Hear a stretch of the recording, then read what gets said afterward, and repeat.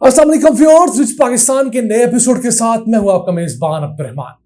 आइए डिस्कस करते हैं आज की अहम खबर। पाकिस्तान ने खलीजी ममालिक की सबसे बड़ी डेयरी कंपनी अलमराई को पाकिस्तान लाकर सरमायाकारी करने के लिए कोशिशें तेज करती हैं।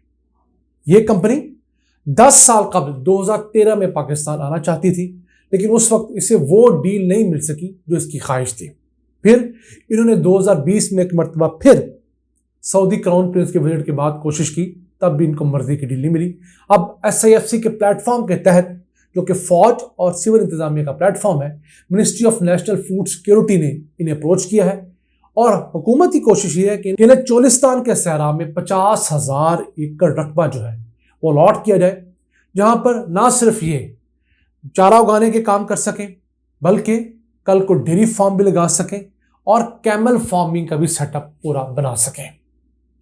इस कंपनी ने इससे पहले अमेरिका में एक लंबा चौड़ा इन्वेस्टमेंट का नेटवर्क खड़ा किया था, लेकिन अमेरिका में इन पर चंद इल्जामात लगे, जिसके बाद अमेरिकी हुकूमत ने इन्हें अलॉट की हुई ज़मीनें कैंसिल करना शुरू कर दी हैं। तो अब इनकी मजबूरी है कि ये पाकिस्तान जैसे मुल्क में आकर रिलोकेट हों, जहां से इन्हें कोई निकाले ना। अगर आपको सिर्फ इस कंपनी का पोर्टफोलियो बताएं तो उसकी सालाना सेल 18 अरब रियाल से ज़्यादा है, यानी समझ लीजिए पाकिस्तानी 1300 अरब रुपए की इसकी सालाना सेल्स है। इसके अलावा सऊदीया के अंदर 65% डेयरी इंडस्ट्री पे ये कंपनी राज करती है, जबकि पूरे गल्फ की बात करें तो 44% डेयरी सेक्टर में इस कंपनी का शेयर है। तो ये अपने आप को डाइवर्सिफाई कर रही है।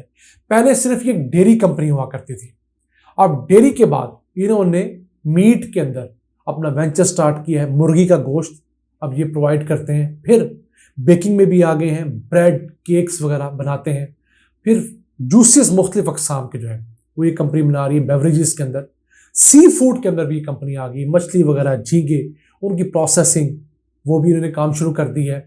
फिर खजूर जो सारे अरब में बहुत शौक से खाई जाती है, उस खजूर की प्रोसेसिंग, उसकी मुख्तलिफ टाइप्स जो होती हैं वो ये बेच रही हैं।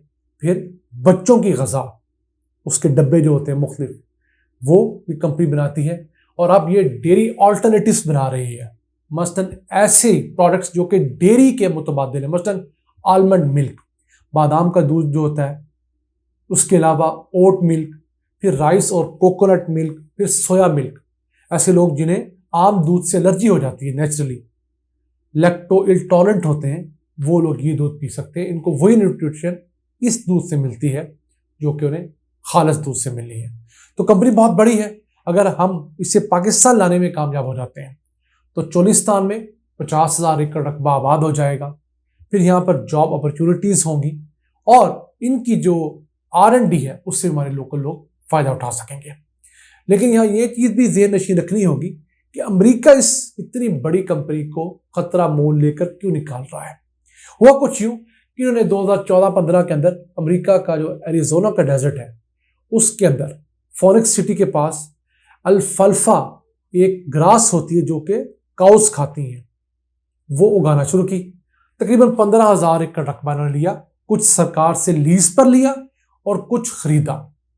हुआ क्या, इन्होंने अंडरग्राउंड जो पानी होता है, ज़ेरे ज़मीन पानी ट्यूबवेल्स के जरिए निकाल कर इस कसरत से इस्तेमाल करना शुरू किया कि वहां पर लोगों के अंदर इसके खिलाफ रिजेंटमेंट आ गई।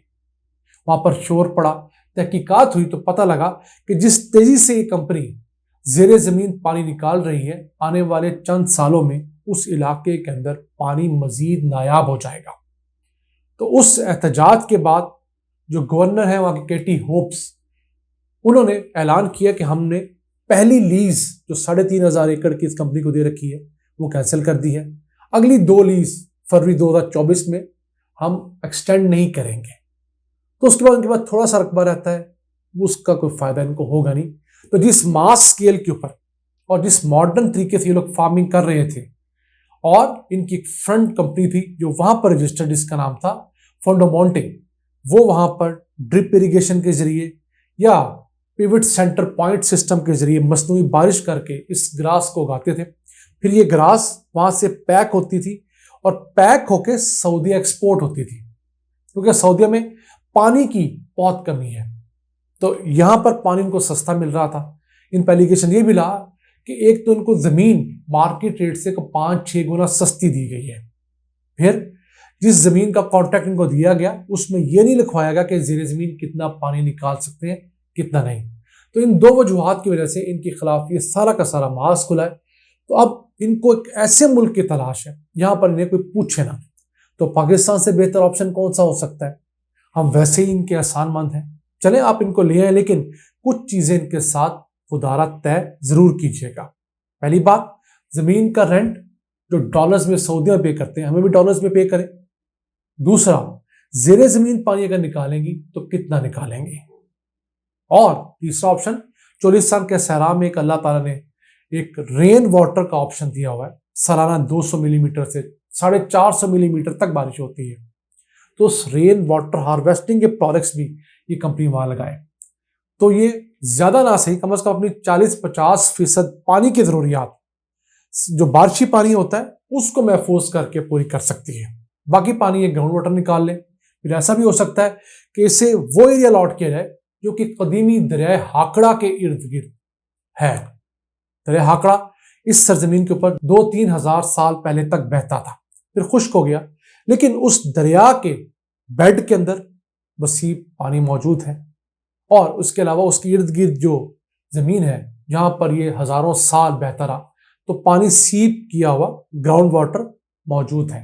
उसे निकालने की भी इस कंपनी को ऑप्शन दी जा सकती है।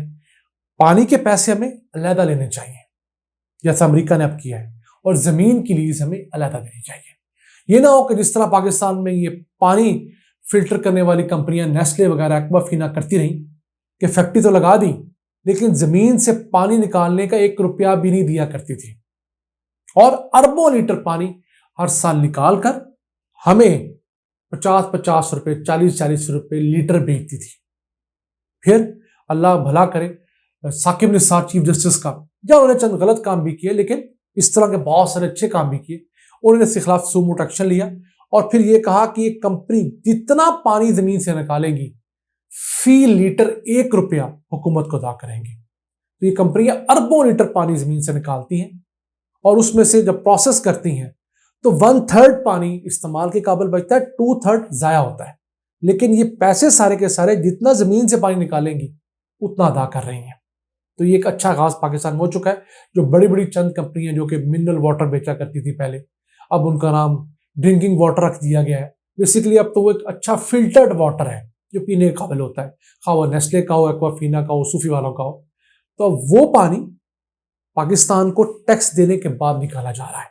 हाँ, अब एक सवाल ये है कि जितना पानी निकाल रही है उतना ही टैक्स देती है। ये तो नहीं 1 अरब लीटर निकाला और सरकार को बताया कि 10 करोड़ लीटर निकाला है और 10 करोड़ रुपए दे दिए। ये एक सवाल जरूर है, लेकिन चले एक काम का आगाज हुआ है। हमारा अलमिया ये भी है कि हम लोगों के यहाँ इन्फोर्समेंट बहुत स्लो है। अगर हम लोग इन्फोर्समेंट तगड़ी कर लें, यकीन कीजिए इस मुल्क के अंदर इतना पोटेंशियल है, यहाँ पर इतना टैक्स कलेक्ट किया जा सकता है, यहाँ पर इतने रिसोर्सेज हैं कि इस मुल्क को चंद सालों के अंदर अपने कदमों पर खड़ा किया जा सकता है। नाज़रीन, ये था आज का एपिसोड। हमें उम्मीद है आपको पसंद आया होगा। अपनी सजेशंस, अपनी आरा से हमें आगाह रखा करें। अपने मेजबान अब्दुल रहमान को इजाजत दीजिए। अल्लाह ने के मान।